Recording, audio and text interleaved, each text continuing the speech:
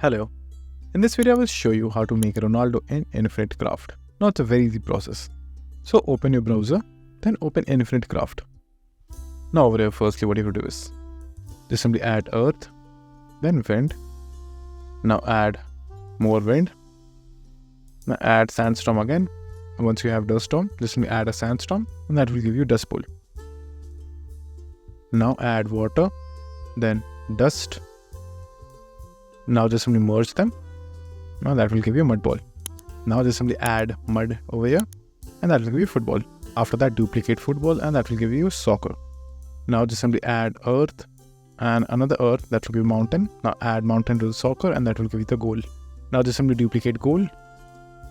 And once you have trophy, just simply add soccer to the trophy. That will give you champion. Now once you have champion, just simply add another soccer and that will give you Ronaldo. So that's it. And if this video is helpful, please consider subscribing and liking the video.